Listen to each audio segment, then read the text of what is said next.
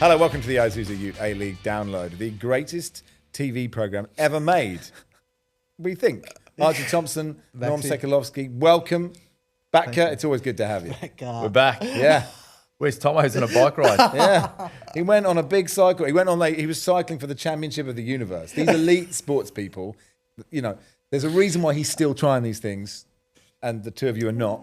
You know, there's a guy who got 100 caps at international level. He was leading the world championships, pedaling, and then he got a puncture. Poor guy. We'll get to that later. I reckon. Okay, all right, you're leading the show. This is great. This is really good. Like, where do you want to start, Norm? This is good. No, let's go. You go. If I'm not sitting on that chair, I'm not hosting. No, you're right, because there's the hard chair and there's the easy chair. That's right. That is the hard chair. It's not saying your job is easy here, chaps, because you've got to come up with insight and interesting points.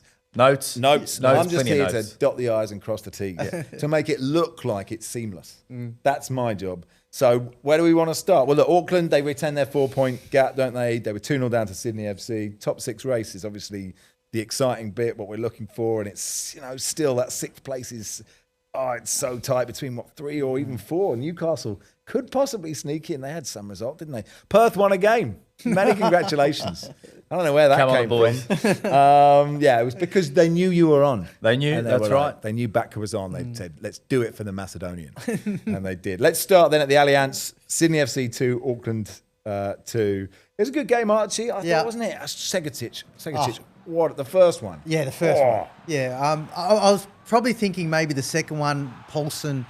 He's been outstanding this year. Could have maybe done a little bit better with the second one. Harsh, isn't it? Yeah, well, I don't think he got a firm enough hand to it. Okay. But still a great hit, both of them. I mean, just shows the confidence of the guys. But then Sydney, I felt like maybe that game in Asia might have affected them because they got a little bit tired. But then Auckland, incredible. I think they're improving, not just without the ball, but with the ball as well. I mean, the way they were passing the ball. Joel King, at 2-0, I know that Auckland were coming, but a simple mistake, I think, played in the centre of the park when you really didn't need to make it. It gets pounced on by Auckland. They score a goal, and all of a sudden, things start to twitch a little bit, and then dangerous scoreline 2-0. It is. It is. And then Auckland came back, and I tell you what, they're a very, very strong team. Very. Yeah, for me, Segacic. I mean, I was discussing this with my middle child, my daughter Stefania. Okay. How old is she? She's 12. A lot of insight. Yeah. A lot of insight. A lot of insight here on today's show. But we spoke about the swagger that we get from Segacic after the second goal. And I think we did a little bit of lip reading. Yeah. And he says, you can't stop me. Right. You can't stop me. So I don't know if we can fact check that. Maybe the team out the back, the brains out the back. But absolutely love that. And really, they're in the driver's seat. Like Sydney are in the driver's seat, that first 30-plus minutes. And they've just, unfortunately, let it slip there and Auckland come back in. And I think if you give them that window, you know that Auckland are going to come and they're going to punish. Yeah. And that's sort of been the story of Sydney's season. And now they're on the border of that sort of 6-7 spot, and it becomes difficult. That finals run-in becomes difficult for them. And I will say, I did say about Segacic, and this just shows that maybe Segacic doesn't watch his show, because I said, hey, just show a bit of humility, work hard. You get that call up. Go through scoring goals, and you can't stop me. Yeah. But it's such a great insight into the mindset of the elite sports star. The confidence / arrogance you have to have. Because the idea of doing anything in life and running to a crowd of people and yelling, you can't stop me, without irony, right? Just imagine doing that. Having the self-belief to be if you do whatever you do something good. Imagine if someone's in an office and they're just all staff email, you can't stop me. Just did some good sales or whatever. And people are like, what's up with Dave? But that, I mean, you need that, right? I think it's part of the territory, right? You watch any game around the globe, and there's always an element of swagger, always an element of ego, and it's the best players, I think, that can balance that throughout their careers, that can take it to the next level and really perform. For a young lad to see that, some people might look at that and say, flog or whatever. For me, I don't actually mind it. From a young boy, scored 2 cracking goals. He's starting. You know, I think he's been in and out of that side, believe it or not. But he's the top goal scorer in the league. So it's a really, really interesting situation. But for me, Sydney, the disappointing thing is they can't hold on to that 2-0 after such a great start. And then really at the end, I think I was saying to the lads pre-show, the great correction is coming with goalkeepers. Right, this is like the great correction. That's a bit coming. like conspiracy theorists about something. No, it's not a conspiracy. No, I theory. understand, but I hear the great correction is the sort of thing that I don't know. Joe Rogan might say, and then we'd all, oh my god, the great correction. But what is it? Well, we've put the ball down and we've just passed it to the opposition, right? In the last minute. So it's a brain fade. Does he mean to do it? Probably not, but it happens. And it doesn't just happen in the A-League, it happens across every league in the world. What happened to just goalkeepers being able to catch the ball and get it out? I mean, like clearly, doing the simple things that goalkeepers need to do. Clearly playing out works, right? It must work, otherwise lots of managers wouldn't do it. But it does, when you get it wrong, and God, he was lucky here, he got away with it, right? It just looks so ridiculous. You're like, just don't kick it to that guy. I think Andy Harper stops in the commentary. I think he just presses pause and he says, I'm not saying anything. Someone switched him off and they were still waiting. Somebody turned Andy back on again. Look, it's a sign of Auckland, isn't it? We've always, we've said it a lot. Their resilience is actually, in winning games, in drawing games, just they have that probably more than any other side in this thing. And when you look at the context of the ladder and, Auckland have to go to Melbourne Victory, and now they've got 4 points, from that second spot, which I think's pretty good when you've got 3 games left. Like, you get a good buffer. A good buffer. It's a good little buffer. I mean, if you don't get a result there, and then all of a sudden you're still 3 points. I mean, and you don't get a win or some kind of result at Melbourne Victory, it's going to make it difficult. So I think that coming back like they did, and like I said, their football has been incredible. Even because I think it was Steve Corica said that even early on, and this is where you like to see teams improve, is that he did say that our team's great without the ball, but we're terrible when we have possession. I think they've been outstanding. Particularly that game against Sydney, really great. Yeah, and also even before that, the Devonish Mears brain fade, Brimmer has that chance, doesn't he, where his legs just stop work. Someone switched him off. He just can't get his legs in the right position. He can just see the ball, and he's like, where am I? I think Ibasuki had one of them as well for Western United, didn't he? Yes. Go, I'm here. My legs are here. It should all work now. I should just do that. And he just couldn't quite. It's just where the balance. I'm being unfair to him for the sake of humour, and I apologise. But what a chance! I don't mind it. Maybe the shift in daylight savings. That clock changes an hour and crazy things happen. Yeah. So this is what happens in the game of footy.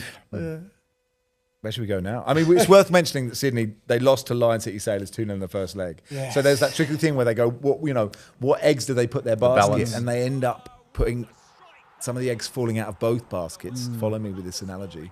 And now leading into Easter. Yes. Exactly, it works, doesn't it? Yep. People are thinking eggs, so I'm talking eggs. Let's do it. Right, but they've got 2 baskets. They've got getting in the top 6.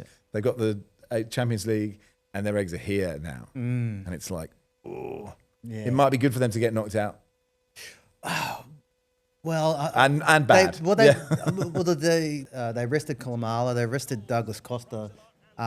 Knowing that travel was going to be difficult, and maybe that they need to find 2 goals, which is, I think, going to be hard for them. They can definitely score the goals. It's just problem conceding for Sydney. One of the Lion City Sailors could go up to Segic and go, "We can stop you. We appear to have stopped you. Is this a problem?" Western Sydney Wanderers beat West United 2-0. Big up Knackers, eh? There's a couple of pivotal changes within this show. One was our conversation with JA, and the other one was when we changed Stagic's name to Knackers. Yeah. And the trajectory has just gone, yeah? Absolutely right. Top shelf. I agree. It has gone top shelf. Top shelf. It's gone top shelf. Top shelf. I didn't realise the power we'd have. So, and that's down to you. No, us. Yeah. There's no I in team. We win as a team. Lose as a team. Yeah. But no, I mean, this game could have gone really either way. I think Western take their chances. For me, Borello and Sapsford are really heating up at the right moment and connecting from a football perspective. And Borello, which is a key perspective. Massive. The football perspective. Yes, it is, yeah. Pretty much in football terms. probably the most important. Yeah. But they're reading each other as well psychologically. They're playing well. They're connecting. And that the lead up to that first goal, Borello's so just well. he's really stepped up this last month. Again, probably another one that's lifted off the back of being involved in the Socceroos in some way, shape, or form throughout the year. And really, Knackers is just building into this final series. They're starting to build that momentum, and I think are going to be really, really dangerous leading into that final series. Yeah. Yeah, and I mean, look, you're right. I mean, Matt Sutton makes some really good saves before Western Sydney take the lead, don't they? Yeah. Ibasuki has that header, which is not that easy, but you sort of think he should hit the target. Yeah. But then he has those two massive chances. Yes. And the sort of two chances in one where Thomas makes a good save and then the ball comes back to him and you're like, how has that not gone in? Yeah, I don't know how that has. He's had a good season. Right? Yeah, he's really been great. key for them. Yeah, and probably for West United and even hearing JA speak after the game, they didn't create many chances in that first half. I thought Western Sydney were great. Yeah. They've got some mongrel about them defensively now. Like they don't concede. That's the first time they haven't conceded at home since 2023. Really? So, I mean, it's been a couple of years since I've had a clean sheet at home. Well, speaking of not conceding, Pantazopoulos, right? He's like a character out of the 300, one of these Spartan warriors where he does this double defensive effort and then he's pounding his chest and his chest pumping some other bloke, like unbelievable. It's just some passerby. Yeah, just some random bloke. But just that passion, right? Yeah. And that willingness and that effort to not concede a goal. It's got a bit of old school. Yeah. He's got a bit of old school about him, which I love. Yeah, creature of the old school. Did I say that 4 times in about 30 seconds? Yeah. But it's good to hammer home a point. Yeah, absolutely. Sometimes repetition is good. But you're right. Like you see it with the Western Sydney players, especially the defensive line, when they make a last-ditch tackle, they're up. They're up and about. They love it. And I think they're peacocking. Yeah. Did you do that? I mean, because Bonucci and Chiellini are the guys, right? For Italy, just constantly like celebrating every clearance. But now it's like a thing. Goalkeepers, defenders do it. Are you happy with that? Am I personally? Yeah. When you clattered someone into the stands, did you then go, come on? That wasn't me. But I think in doses, okay. Yeah. I think if we start every single time over peacocking, then What about, just like, because nothing gets a finer round of applause as a defender than just heading it or chesting it back to the keeper. Do you think then, you could chest it back to the keeper, he picks it up, the crowd go, well, then shirt off. Come on, here we go. I've just done that. What about that? Yeah. It's not for you, too far. Yeah, maybe too far. But I understand. I think a lot of the times when they did that, it was probably deserved to show a bit of aggression. But then, like you said, they made some great saves. I think Lawrence Thomas with that one where he's got down to his left was a great shot by Ibasuki. And like you said, that one that you wait for Ibasuki to make at least a lunge at the ball, but also too there was a ball that came across, and I think it was Kleur. He slid and just got a total, which just put that ball off a little bit. And but it was just good defending. But West United, they created chances. They played good football. They're good. They wouldn't be disappointed. They're disappointed not to get the result. But from performance-wise, I think that they were very, very good. They're in the 6th. They got a good chance. Yes. We like JA. Yeah, we do. And Gersbach. I think Gersbach has been great since he's been back at Western Sydney. A great finish. I think that's only his first goal in the A-League. So. Yeah. And actually his first touch is so good because Borrello does so well, but that first touch takes it away from all the defenders. Yeah. And to have that awareness is so good. But what I really like about Borrello's one, like he actually Gersbach played that ball in behind. But what Borrello did, which was, I thought, great, like he got to the ball, but sometimes when you see people get to the ball, they sort of turn and then they're like, okay, what am I going to do? Borrello got to the ball and straight away he's like, bang, okay, where am I going to... And I don't think the defender was really expecting that. So he stopped, bang, got it, and it was a great ball. First touch, little dink over the top by Gersbach. That was a really, really great goal. Melbourne City 3, Brisbane Roar 2. Can we talk about, I think my favourite goal of the weekend, Tilio's, the control. I mean, it's a lovely pass, but that touch I said on the Telecaster? Telecaster. Yeah, on the Telecaster. Welcome to London. It's 1936 and the boys of football are playing again. It's a jolly game and we're looking forward to watching it. The fans are out in force. Got super excited, man. Yeah. When I get super excited, I go back to 1930s. Yeah, good. 1930s all the time. This is maybe 20 years out with the whole thing, but you know what I mean. Here we go. But now I forgot. What did you say about Tilio? I'm talking about that Tilio, brilliant the goal. control. Brings The it goal, the down. finish. It was like Suarez. Remember Suarez? Yeah. quite Suarez to- against. I'm going to At say. Anfield. I was going to say Norwich because he scored a million goals. I don't remember, but I know what you mean. Yeah. He took one out the sky round the keeper. Yeah, That's Suarez beautiful one. touch. Yeah. It's sort of not the same, but I see your point. Yeah. Same but different. What it is you're the expert. Is the fact that you've got players around you.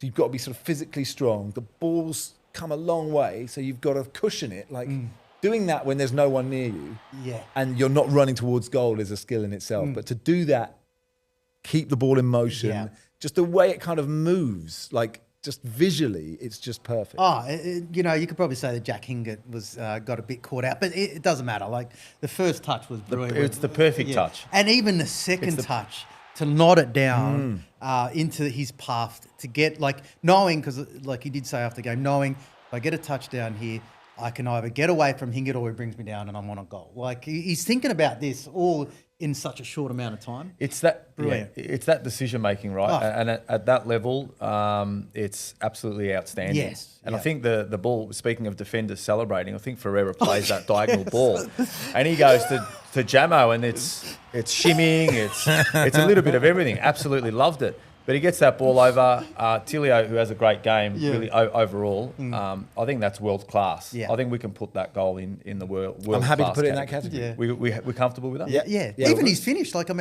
He looked to go that way, but he's gone to the near post. I mean, even at that speed was great. Yeah, world class. World class. All right. World class. Tick. World class. Many congratulations, Marco. Anything else world class from this game for you back here? I think the I don't want to butcher his name. Abu Bakar. I think Abu Bakar he looks like a really good prospect, doesn't he? Obviously a former Grasshopper, a Portuguese youth international as well. Brisbane hit City on the slingshot. Really, City were comfortable that game, but get hit on the slingshot. You show some class, great pace, great finish. I think Aziz Beige goes for the old offside trap. It just gets it slightly wrong. There's a bees willy in it, but we push on. He goes, and the 27-year-old from Brisbane absolutely finishes world class as well. And you probably have to. I will say with the goalkeeper, maybe Beach could have done a little bit better with the finish from Boubacar. There's been a couple of times I think over the last couple of rounds that maybe the goalkeepers have been a little bit iffy. You're looking at me. I'm hoping you're backing me up here, but you're looking at me. I thought Beach could have done better on that. You're looking at me like I'm Tomo. I'm not Tomo, but I'm happy to have a crack. Have a crack, mate. Look, I think if goalkeepers just focused on goalkeeping versus playing out with their feet, that would probably level out some of the imbalance that we've got at the moment. Yeah, but look, Beach could have done better there, but. I think Melbourne City. It's easy to go. Could they win it? City, the whole thing? Oh yeah, I think. No, I mean the league title. Not the grand final. Well, they could get. They could pit Auckland for first. Well, they could pit them first. They could get that second spot, which everyone is going for. Yeah. But I think they look really, really great. And sometimes it's when you go into a match, you're overwhelming favourites, and then you get caught on the break. Yeah. And they showed great mentality to keep coming back and look at the weapons they got on that bench. I mean, you could bring on Jonathan Cohen. You've got Lecky that can come on, even Lawrence Wong, Rahmani. I mean, there's some great players. Wong was great when he comes on. The energy he shows for a young lad. Really, you think he's been playing in the league for 3-4 years. So it's outstanding. And also the tweak that they made at halftime, I thought was good. I thought that. Putting Bayich on the left-hand side instead of keeping him central was probably the smartest decision because you see what Bayich does when he goes the engine. forward. Oh man, he's that energy, but also too he's passing and vision is superb. I thought he was outstanding. You can't buy that experience. And Ferreira gets that goal and then takes the celebration to another level. He was going on. I heard you. What about the save though? Matty Acton could have done better there? I'm with you. Yes. I'm with you on that one. Yeah. All right. So I'm giving you a straight answer. Bang. You've got it straight away. You don't have to wait for it. Okay. But in saying that, again, the celebration, top off, the tough stickers. He's got he got a bit of ink on him, Arch. So you got some competition. But he's pretty happy with that goal. Yeah. Let's go to Wellington, everybody. Wellington Phoenix 2, Melbourne Victory 3. What do you make of this one? Backer. For me, I'll look at Azani, and I think he's someone that's really stepped up his game after his selection in the Socceroos. And maybe the pennies dropped with him a little bit. Popper did have a conversation with him a while back, whether it's a pull your head in type conversation. But he's really taken his game to the next level, and he sets up Valupale. Fantastic finish from Valupale as well. It makes it look so easy. But I think for me and for Melbourne, if Azani's on and he stays in this form, they go deep into the final series. So for me, he's really upped his game over the past month. And if he keeps riding that trajectory, it's only going to get better for the team, right? Because when he's on, he's unbelievable. Yeah. Oh, yes. What am I doing? I totally agree with everything you say there. And then also, too, I like the firepower that Melbourne Victory have. And you can see with Virgos, too, now. I mean, it looks like Arthur-Dillis is, maybe going to have a few headaches come finals time, trying to... get the rotations right. It's a good headache to have. Yeah, I think it definitely is. Good headache to have. And I think same as Aurelio Vidmar too. When you think of what players City, he's got, yeah. But look, I think Virgos, whenever he's kind of made changes up in that 9 role, I think they've always sort of stepped up. And even if maybe they've lacked a bit of something, the other player will come on and then they make a big difference. I think that goal that Virgos scored, he wins a tackle in his own half and goes the length of the pitch and scores a wonderful goal. Can we cut that up a little bit more and go a little bit deeper? You go deep. That mate. goal? Yeah, okay. You go deep. That goal. I like when you go deep. I think there was some commentary about Wellington's goal and them being brave going forward, which was great. Yes. Fantastic. But let's talk about being brave defensively. Like it was 1v6, I think, at one point. Now, they were like sort of chaperones. They were. You know when someone's running with the Olympic torch and people run around It's them? like a force field. Yeah. He had this force field just running along, and then he's like, all right, I'm going to pull the trigger here. I don't know. For me, I mean, I'm a very young coach at the moment, but sort of maybe bring him down at the halfway line, reset, and start again. I can't. Or try and tackle him. Or just one of the players just move towards him. Yeah, exactly. I thought there might be a tiny deflection. I thought somebody just about got close enough to him when he struck the ball. Yeah. But I totally agree with you. Just foul him. There's a great moment in Jack Charlton after he was Ireland manager was co-coms on an Ireland game. Whatever the score was, they needed to keep it the same. And it's like the 92nd minute. He goes from co-coms back to manager, and the commentator's going, and it's tight, blah, blah, blah in the corner. And you just hear this big Geordie voice going, foul him, lad! Foul him! Foul him, lad! That's exactly right, isn't it? That's what they needed. Perth Glory 4, Adelaide 1. God, eyes popped out when this result came in. Only Perth's second home win of the season. Does feel a little late for a push for the top 6, doesn't it? But take it when you can. Taggart's been good this season. Pearman is... I didn't realise was off to QPR, which is pretty interesting to see how he goes, but... Just, you go to every home game, right? If you're one of those fans and this is just your second win, enjoy it. Love it. You got to look, and it actually looked like a half decent crowd there, which was good. It was loud. There was energy. Obviously, fantastic for Pearman. He's off to QPR. I mean, for me, it's you look at Perth and you ask yourself, what's the identity going to be for that club moving forward? What are they going to stand for? I think if we look at someone like MacArthur, they're sort of, backing in their youth. They've sold a few players overseas, and they know where they fit within the A-League. I'd love to see Perth do something and or similar where, they keep blooding in WA boys. They've produced a lot of young boys over the journey, and I think that's probably a good place for them to be able to understand where they are in the league to say, look, we don't have to go win the thing every year, but let's get 5 or 6 really good West Australian boys, create a blueprint for the young players of Western Australia, and let Perth Glory be that platform on the national stage. So fantastic win for the club, obviously at home, something for their supporters, and it just finishes off their season which is great. And look, QPR lose a lot of games, so he'll be used to that kind of. I'm kidding.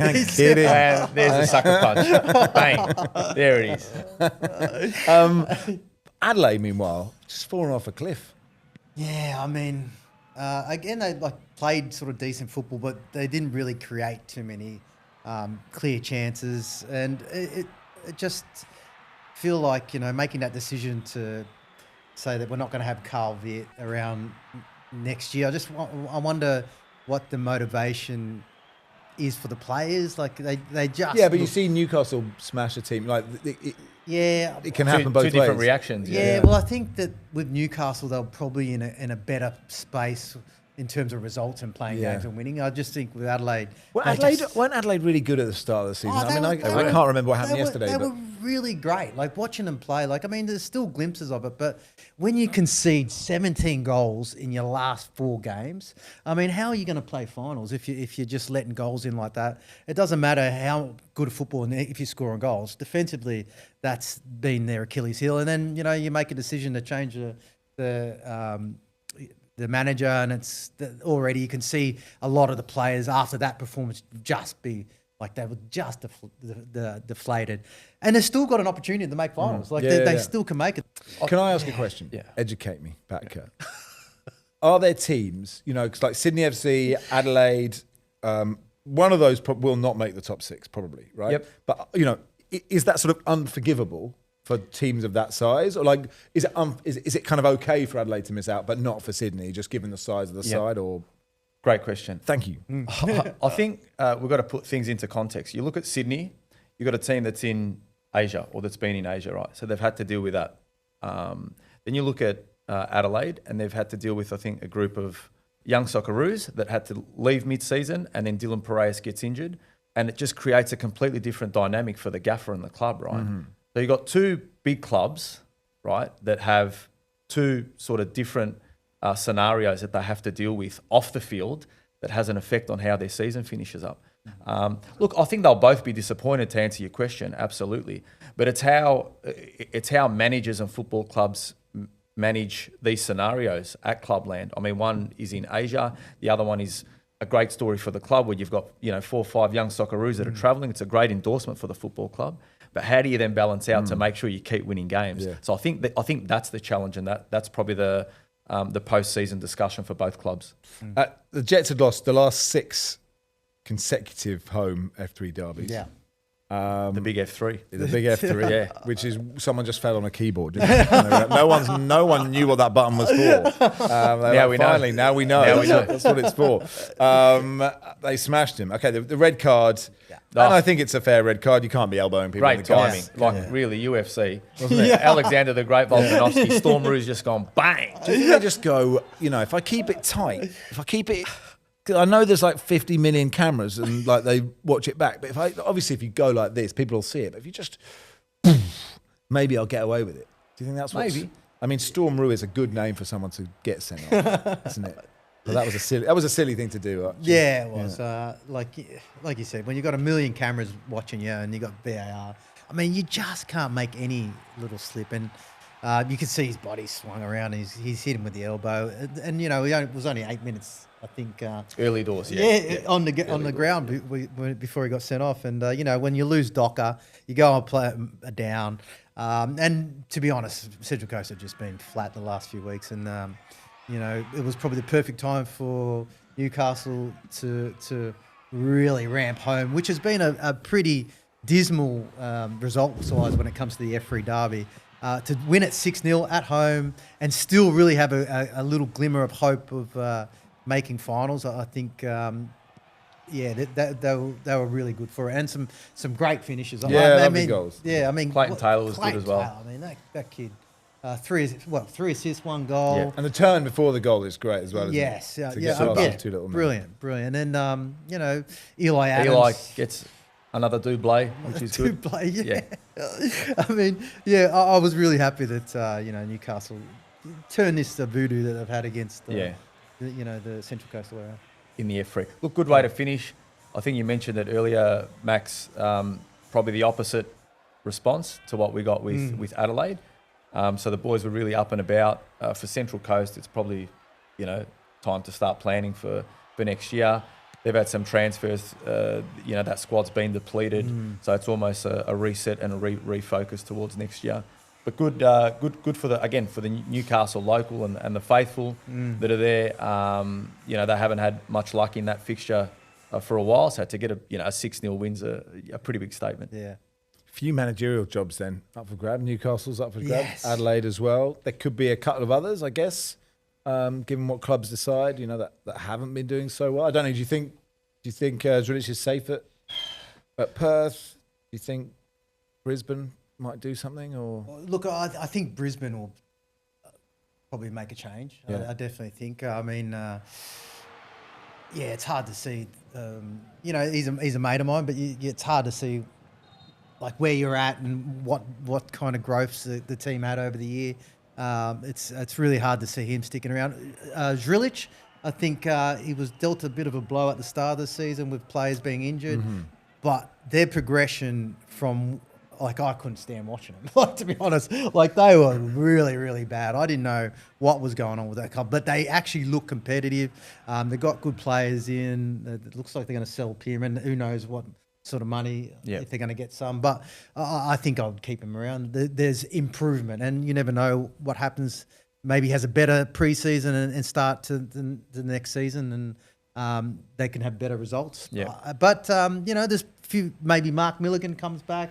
Yeah. John Hutchinson's another name. He's in J2, which is not too bad at all. Yeah. But he's another name that's been floated about. a few other names: Tony Vidmar, Ross Aloisi. I presume if you can't get the rights to John Aloisi, you go for his brother. you get Ross. Is he a nice chap? No, he's a mate. He's a competitor. He's a great lad. He's one that sort of I had in that Adelaide bucket. Him and obviously Millsy, Mark Milligan. Yes. Mark Milligan, the former assistant.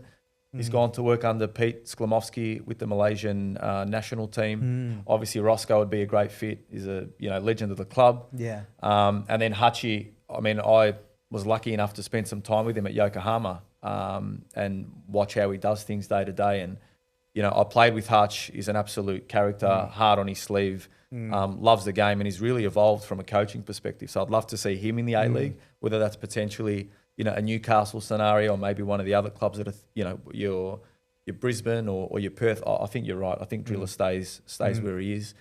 But it'll be great to see some of these guys come back and show what they can do, in the top tier as the number one versus, being the bridesmaids for other coaches. And Postecoglou might be available. Yeah. Well, they got done again. Yes. He has fought in adversity so many times. And for an Australian coach to get to that level, everyone here is just so willing him to do it because it will open the door, right? If an Australian's hugely successful, people go, oh, where are successful managers from? Fine. That shouldn't be that's not his responsibility. He's just a bloke. But it would be so great if he could somehow turn this around. Yeah, it's difficult. And, this is Ange. He's going to do it his way. And, that's the integrity of the man. And, he's not going to waver from that. I think that's the reason why we kind of love him for that. And to be fair, he's the first Australian coach in the Premier League. So he's already done amazing things, regardless of if he stays in the job or not. I think he's paved the way. Kevin Muscat's doing amazing things in Japan, China. There's already talk about before about him going to Scotland. So look, I think that doesn't diminish what he's done to allow other coaches or managers to go into the Premier League. But if he's going to go, he'll go his own way. I don't mind that. Yeah. And actually, everyone goes to die at Tottenham. He'll go back and he'll win at loads of other clubs elsewhere. I don't know what happens to them. It's totally mad. Johnny Warren medal contenders. Now, if you don't know how the Johnny Warren medal is doled out to somebody, we have an explainer video to show you how. Each regular season match in the Isuzu Ute A-League is voted on by an individual from 3 separate panels. The 3 panels contain technical members or former players, media representatives and match officials. Votes are collated from all panellists to establish a final 3-2-1 for each match. These 3-2-1 votes are then tallied up to award the Johnny Warren Medal winner at the conclusion of the regular season. So now we know who's going to get it. Batka. I really like Sakai. He's put a great season together, and obviously, really helped that football club get to where they are this season. He's had a really strong year. Barello's another one at Western Sydney, and my dark horse is Teague at Melbourne Victory. Sort of flown under the radar, got his Socceroos call up, and then I think probably surprised a few people during that game. He had a really, really good game. So yeah, they're the three that I'm looking at. So it'll be interesting to see where it lands. Yeah, mine are pretty close actually, mate. Really? Yeah, mine's Sakai, Barello, and Teague. He's taking the P1 double five. No, I like Sakai too. I think he's been incredible for Auckland and his leadership. He's got that club with the help of the other players, but you need someone at the helm to. But do you think he's been? The thing about Auckland is, it feels like they don't have like a Galactico. Like they're just a really solid team everywhere. Or do you think Sakai has been like the absolute star for them? I think he's been a star. Okay. I think I'll take it back. But there are other. German Mai's been great. I think Gallegos has been excellent the last few games. But I think just when you think of Auckland, you always sort of think of Sakai. And I will say Ryan Teague. I think he's been excellent for Melbourne Victory. Like you said about the Socceroo call up, unbelievable against China. Yeah. Seriously, for a kid to go into a match like that, the importance. And massive. He was just, and he shows some pills as well. But I love watching him play actually as a midfielder. I like the way that whenever someone's on the ball, he actually shows that player where he wants the ball. I don't know if you watch him. When he gets the ball, someone gets the ball, he's already immediately going here. Pass me the ball here because I can see the picture. Yeah, very clever. Yeah, very smart footballer. And so I think he's a good one. I don't know. It's pretty open. I think Segicic, you could probably throw him in the mix. Well, you can't stop him. You can't stop him. We know that. You can't stop him. I like Douglas Costa. Whether the injuries has hampered his probably chance of winning a Johnny Warren. But yeah, like there's Milanovic is another one that's been. It's an open field. It is. I don't know. Like it's. Do they? Obviously, my votes would be Angus Thurgate. Angus Thurgate. But Thurgate too. Just for the tape, Thomas Sorensen was racing in the Grand Fondo World Series mountain biking. He was in the leading group when he suffered a puncture at 15 kilometres, poor bloke. He finished the race on foot, barefoot. Australian cycling sources, which I believe is him in the box group, can reveal Sorensen will try and get a wild card for October's Grand Fondo World Series race on the Great Ocean Road. Good luck, Thomas. We'll see you. We'll see you next week, I presume. We love Tomo. Yeah. So what we got coming up then? Brisbane Roar, Western United on Thursday. On Friday, it's my birthday. Happy birthday! Happy birthday, Maxie! Thanks so much. I just realised that when I saw the date, I'd need to move a coffee date with the comedian Ian Stone. Now, Adelaide, Wellington. Then on Saturday, Victory the Auckland. That's an exciting one, isn't it? Good one. Big game. Western Sydney, Melbourne City, also a good game. Yeah. Sydney FC, Newcastle. Desperate for a win, aren't they? Sydney FC. Central Coast v Macarthur. Don't miss Total A-Leagues with Tommy Orr and Vince Rugari. Don't miss the warm-up on Thursday. I don't know if they fixed the cameras since I quite like that show. It's a good one. Nick Stoll and Daniel Georgievsky, they do that one. And then we'll be back next Monday. But I've had a lovely time, guys. Beautiful. Thanks, Max. Thanks, Archie. It's been awesome. Thanks, Maxie. Thanks, Batka. Thanks, Archie. Thanks, man. We'll see you next week.